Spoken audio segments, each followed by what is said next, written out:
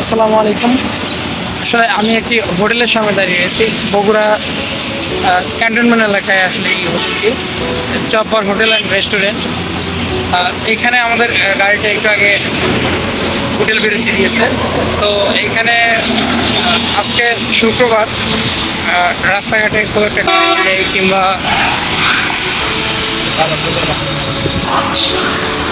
হোটেলের সামনেও খুব একটা গাড়ি দাঁড় করানো নেই। আর রাস্তাঘাটে আমি যদি দেখাই, একদম ফাঁকা রয়েছে, যেহেতু বিশ্ব রোড। আন্দোলন চলমান অবস্থায় আসলে গাড়ি খুব একটা দেখা যায়নি। আর এটা হচ্ছে হোটেলের পরিবেশ। এখানে আসলে গাড়ি একদম জমজমাট থাকে, কিন্তু আজকে খুব একটা গাড়ি নেই। দুই একটি গাড়ি ছাড়া আর কোনো রাস্তাঘাটে গাড়ি দেখা যায়নি। তো এই হচ্ছে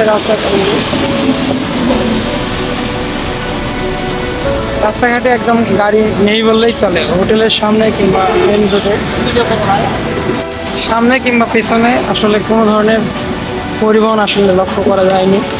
তো এই অবস্থায় আমি বাড়ি যাচ্ছি, বাড়ি থেকে ঢাকার উদ্দেশ্যে যাচ্ছি। আমার দাদা খুব অসুস্থ ছিল, ওনাকে দেখার জন্য আসলে গত রাত এসেছিলাম। আজকে আবার ঢাকা চলে যাওয়া হচ্ছে আর কি।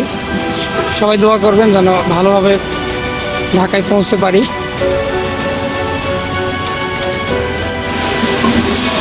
হোটেলের সামনে আপনারা দেখতে পাচ্ছেন দুই একটি গাড়ি ছাড়া আপনার গাড়ি